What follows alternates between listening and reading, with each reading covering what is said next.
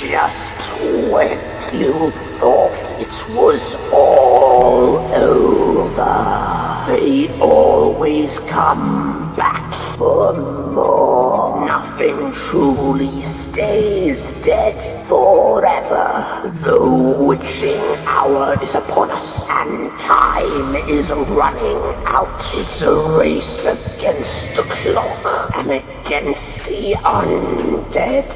This is the Venom month of horrors for Corona Fever. Looks pretty good. See, I told you everything was gonna work out. We did it! Yeah. What's that smell, man? I don't know.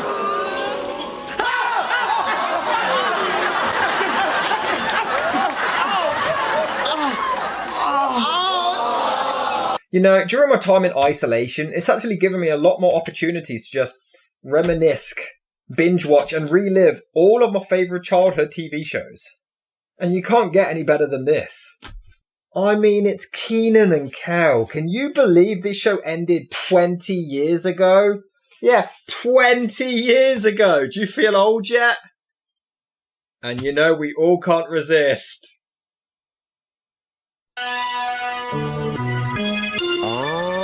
Here goes.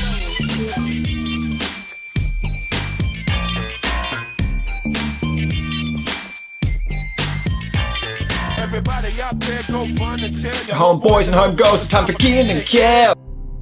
It was the early to mid 90s when some Nickelodeon producers decided, hey, Saturday Night Live is actually quite popular. Let's make a kids version. And all that was born, a harmless children's sketch show lasting 6 years as of 1994, but what really captured the producers' attention was the chemistry of two of the young actors. Before all that, Kenan Thompson had already been in the likes of Mighty Ducks, but Kel Mitchell was completely new to the acting scene. Often between takes, they noticed how close Kenan and Kel had grown, and noted their humorous antics with one another, leading to, 2 years later, them actually getting their own spin-off show. Kenan playing the confident smooth talker, always trying to concoct a dastardly plan to get girls or money, while Kel is naturally the comic relief who screws everything up. I did it! I did it! Kenan! I'm sorry, man! I did it! It was an accident! I didn't mean it! I dropped the screw in the tuna! I'm sorry! What? Sorry? You sorry? I'm not a psychic! I'm just a child! What's going on here? Oh, well, see, Kenan accidentally killed all of Chris's friends. Except for Norman, we got him upstairs in the bathtub. What? Kel, could you please toss me the duster?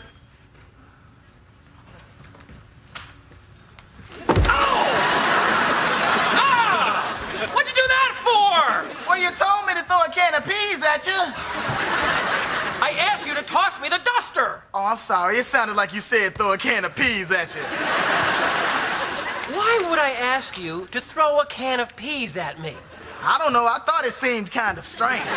You seem kind of strange. And needless to say, it was a big hit. I'm telling you the truth, man. It only lasted 4 seasons, but the impact it had was insane, cementing itself in every 90s kid's heart. Not only was it hilarious, but at times it really tugged on your heartstrings. Like the time they had to be separated when Kenan moves out of town. Hey, yo, Kenan, I'm back, man. Hey, Kenan. Kenan. Yo. Hey, man, I got you a present. Kenan. Hey. Where is everybody? Kenan! Hey, Mr. Rockmore! Mrs. Rockmore! Kyra! Kenan!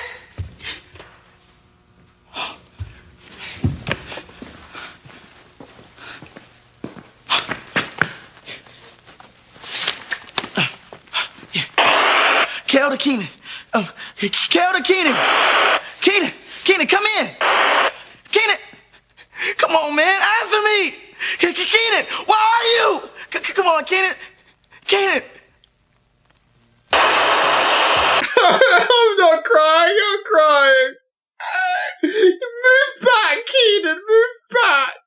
This is just a made-up story. No, it was not. The popularity grew to the point they actually made an all-that movie. But of course, Kenan and Kel themselves would have to venture into the world of feature film one day, and it finally happened. But this wasn't released until after the series had already wrapped up. This is literally the final ever episode of Kenan and Kel, originally intending to be a 3-parter but instead released as a movie. And guess what? It's Kenan and Kel, it's a horror movie, it's right up my alley, and it perfectly fits with the Venom month of horrors. But if you've been living under a rock and you're unfamiliar with the whole premise, just a quick recap. Kenan plays Keenan with his dad from Dawn of the Dead called Roger, his mum called Cheryl, his little sister Kyra, and his best friend Kel played by Kel, who has no family apparently. They're like never shown. I'm guessing they died. And Kenan's parents very often hate Kel and never fully accept him. Mainly because he's a goofball who gains the attraction of Kenan's obsessed preteen hormonal sister, but he's also addicted to orange soda. Kenan works in a supermarket and has to deal with stupid customers and his idiot boss Chris, played by Dan Frischman, and chaos always ensues. But sometimes movies based off of TV shows don't really hold up very well. So what if it isn't as good? How rude. The story shows Kenan and his family going away on a trip, and of course they have to get Kel in there somehow. You're not going on vacation with us. No, it's okay. My mother said I can go. But we didn't. So he tags along, but on their journeys through the woods they learn of a legend of an evil headless knight who steals people's heads in order to survive. A fun Nickelodeon movie! Extremely freaky. I will start by saying I actually love the fact that they kept the theme song even for the damn movie. But adapting a stage sitcom into a film is always going to be weird because of the lack of the studio audience's laugh track. It's nothing against the movie, but once we're accustomed to the sitcom style, it just takes some getting used to once adapted to a film. Why do we have to leave so early? Kenan, your father wants to get an early start. I mean, why are we driving across country anyways? You know they have these newfangled machines that can get you across country in a few hours. They're called airplanes. Kenan, we're driving across country for the experience, okay? Flying can be an experience. Not a year after this film came out. I also love how Kel just always finds a way to ruin everything. The poor Rockmore family can't even go on a damn road trip without him showing up to intervene and destroy their journey. And the random and forced ways he always finds himself included are just hilarious. So Kenan and Kyra literally hide Kel in the back of their car, but why does Kyra make it so damn obvious? I mean, she knows he's there and knows they have to keep it a secret, and yet she just keeps shouting his name over and over again. Poor Kel. Kel. I wonder where he is right now. Kyra! Damn teenage hormones. I can't remember the last time I saw him this happy. And it is such a cartoony routine as Roger gets out of the car to get some food with such cartoony music playing and he doesn't even notice him. Until he does. Oh, who cares? It's funny. He's going home right now. Father! We're too far away for him to go back now. Turn around and stuff. Then we'll leave him by the side of the road. And I always love just how harsh Roger was towards Kel. He hates him so much, and it's so cruel, but so funny at the same time. Oh, come on, Pop. Kel is sorry. Be his friend again. I was never his friend. And now that Kel is a part of the film, he does what only Kel can do. Kel literally sings 1 million bottles of orange soda on the wall. All 1 million of them. 300,000 bottles more soda on the wall. Well, no, actually, he doesn't. What, that's it? What? You just gonna stop at 11? Yeah. You mean we had to stick to 1 million bottles of orange soda on the wall and you just gonna stop at 11? You're not even gonna finish? Yeah, I'm tired of that song. That is amazing. Once nightfall hits, they set up a campfire, which really sets the tone for a horror movie well, before Roger pulls out a guitar and clearly isn't playing or singing. But it's hilarious because of how unconvincing it is, especially with their ridiculous reactions. I didn't mean to startle you. Of course, randomers just sneak up on strangers in the middle of the woods. Can they stop doing this in horror movies, please? Who acts this way? These are the Shelleys. Why are they called Shelley? I thought your name was Shelly. Oh, it is. But Shelley is also short for Sheldon. So we call each other Shelley.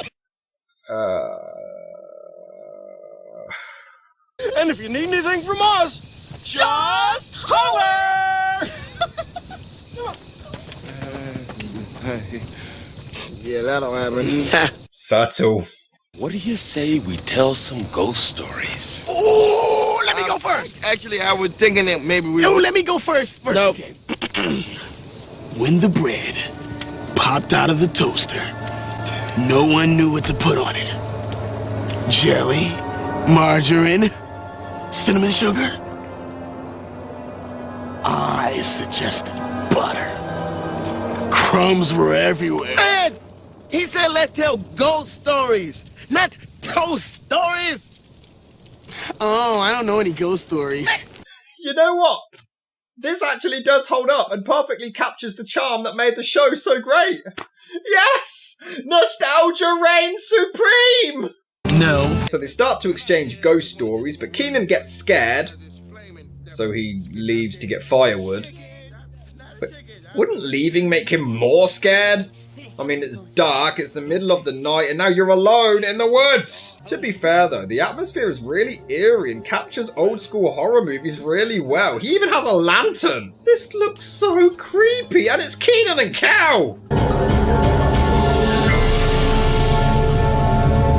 I want your head. Straight to the point, I respect that.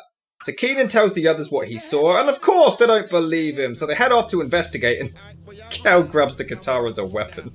You know, considering he was known for improvising a lot, I really want to know if that was planned. Kenan, I believe you, even if you are lying. Okay, that line is amazing. What's wrong?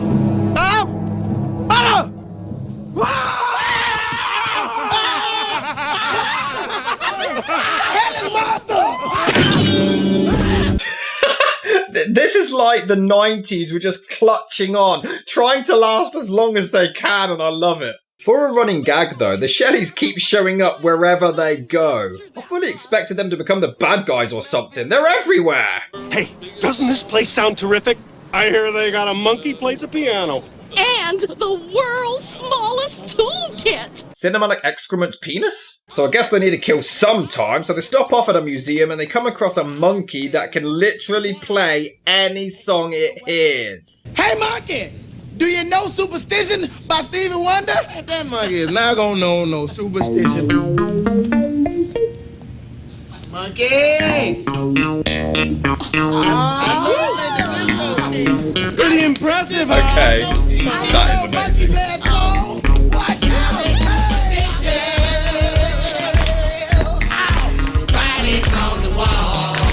This movie makes you feel like a kid again. I challenge all of you 90s kids, go watch this movie right now. It is a challenge, I dare you. You will feel great. But what a surprise, Kel messes it up and wrecks the place. You even get an Indiana Jones parody. In Kenan and Kel. Just look at this, he might have just murdered numerous people. Oh well, it's so charming the way Kel performs mass homicide. Oh. Hundreds of years ago, this knight lost his hand in a battle, and he survived. Without a head. How can you be nearly headless? But uh-oh, the tour guide shows up to confirm Kenan's story from earlier. They are in grave danger. I'm gonna have to ask y'all to leave now. Thank you. Come back again. That's amazing. Hey, Percy, do you know him? Oh, Clary, we should see each other soon. And the film does a great job keeping Kel's stupidity and charm alive. Didn't you pack anything in that suitcase of yours? Let me see. What the? Why did you pack suitcases inside of other suitcases? In case I lost one. Well, of course. And he only brings orange soda and an umbrella. Nightfall once again hits when Kenan starts to be stalked by the night, and again, this is really creepy and eerie. This is nuts. But oh no, it's only Kel. Why the door open, man? Shut the door, shut the door! Well, Kenan, I opened the door because it was hot in here. I didn't want to open the window because who knows, a stranger could come through the window. What? So Kel puts Kenan's bed massager on, but it lasts all night. This is brilliant. But it can't all be hilarious now, can it? I work at the gas station. Hi. I work at the grocery store. The name's Francis. What? Francis? But your name tag says Steve, man. I gotcha! Yeah. Woo! My name is Steve. Well, you should have seen the look on your face, Steve. You didn't know. You didn't know. Woo! That was a good one. Woo! Yeah, I got to go change my shirt. What was even the point in that?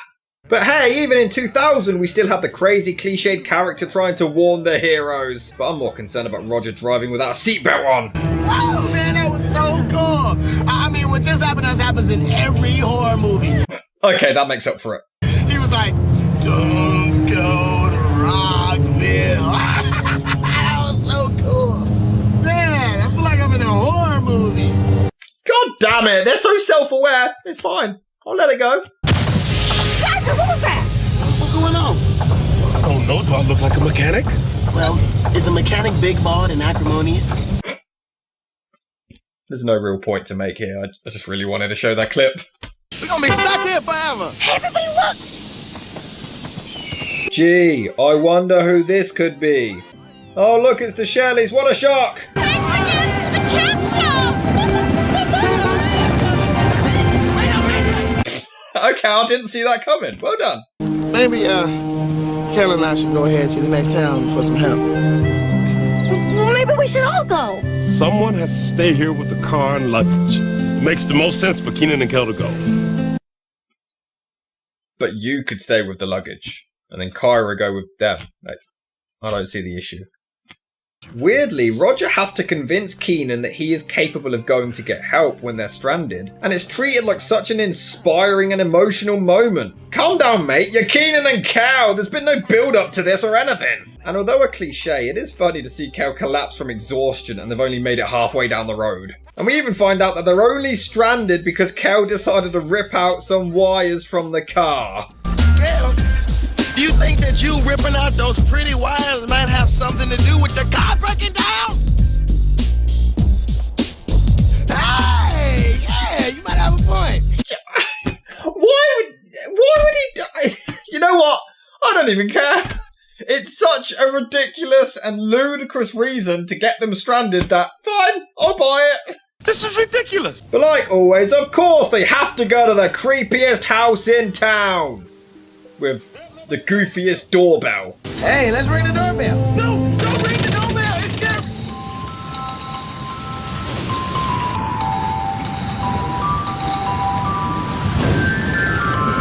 That's funny. But how the hell did they get the Hills Have Eyes guy in this? What the hell? Hey, I'm Kel, man. I love your doorbell.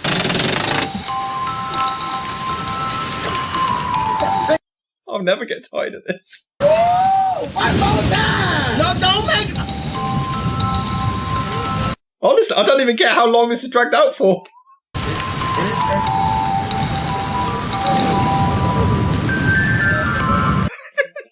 Just keep going, it's cool. So there's a bunch of them using the house for shelter from the storm, including the damn Shelleys. But Milton Berle is one of them. Milton goddamn Berle! How did they get all of these people? Where is the rest of your lovely family? They're with the car. You know, about 10 miles back where you drove by waving happily? You know what? The Shelleys have grown on me. I hated them at first, but now the fact that they're just so overly happy about everything, I think they're hilarious. It's like they're Percy's parents. Huh? Mum? Dad? Oh, you've come back! Oh, I've missed you! And I guess Roger's immortal. The poor guy gets hit by lightning, gets right back up, and gets hit again. Try not to stare at Bethel.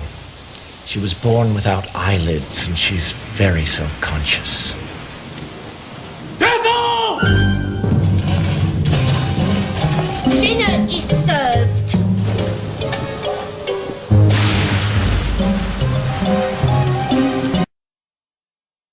You can clearly still see her eyelids.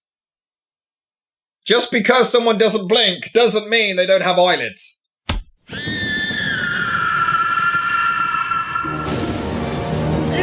on hear that? It sounded like a scream. Yeah, it sounded like, oh! I distinctly heard sounded Yes, like it sounded something. just like that. The Shelleys laugh even when they hear a human scream. They're amazing. Keenan, there's no such thing as the headless night. Wait. So before they got to the town, they were too scared to go in. Rockville? Oh man, that's the evil town. That's where the headless night lives. But now he's 100% sure that it's not real. What? And the Hills Have Eye guy stalking them is terrifying. But Kel always saves the day with some slapstick shenanigans. But even in life and death situations, the Shelleys are still overly happy. But look, they have disembodied heads in this. This is a Nickelodeon movie for kids. I do think it would have been funnier though if Mrs. Shelley never freaked out or screamed, just remained happy during the entire attack. The set does look amazing though, it's like an old school horror flick. You're not leaving through this door. You have to teach me to act first. Well, can you tell us another door we can leave through there? Okay, Kel saves it. And hey, the Shelleys are low-key badasses. But you can tell just how low budget this was. Then Kyra fixes the car instantly. Because of course. Ah, he's coming! Already got his axe back. Can you please hurry? Oh, he's throwing the axe! Stop narrating everything we're seeing. We have eyes. I must admit though, this dude is a great villain. You're not going anywhere.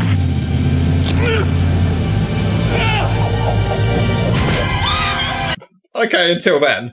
It looks so cheesy, but then I guess it fits with the style of the rest of the film. I love how even when they're on the run for their lives, they still abide by traffic laws and stop at a stop sign, which then vanishes in the very next shot. And hey, the Shelleys even drive off with the headless knight, so technically they saved them all. What heroes. I do think the ending is really rushed though. I mean, they knew Kenan and Kel was over, or was ending. They knew this would be the finale. The show didn't really have an emotional send-off, so I half expected this to have one, but they don't do it. There's no big emotional goodbye or anything. As far as TV to film adaptations go, this is a pretty good one. It takes some getting used to with the lack of the live audience, but it maintains the charm and humour from the show, and it does have some genuinely scary moments. Kel steals the show, but he always did. If you liked the sitcom, you will definitely get a kick out of this. The nostalgia is still there, but it isn't dated. Except, you know, some of the effects. The thing is, it's okay as a movie, but it feels more like a extended Kenan and Kel episode. Good Burger felt like an actual film, but that doesn't mean this was bad. It just takes you back to your childhood and you will have an absolute blast.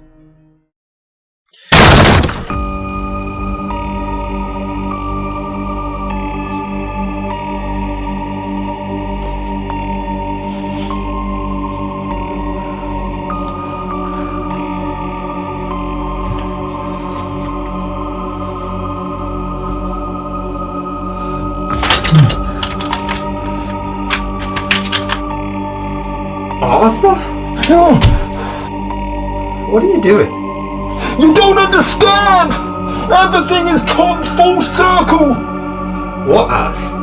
It's 2020, Rob! Yeah? It has been 100 years since horror movies began! Wait, really? Yes! And I believe this is the cause for all of the serial killers to come after you! Wait, I thought it was because I kept ripping on their movies. I mean, I think that might have something to do with it, but listen up! We have to move! We can't! We're on lockdown! You idiot! Pay tribute to the horror movies that paved the way over the past 100 years! And then maybe that's the answer! Maybe these creatures, these monsters will leave you alone! And I can start doing these long, dragged-out speeches! Look, I tried that already. It didn't work. Well, try it again, you dumbass! Look, I don't know, man. You've just got to go back to where it all began! Where what all began? Horror! Halloween? No, further back! The Exorcist. Further back! Psycho? Further! Oh, Dracula. God damn it, you simpleton! Go back to where horror movies began!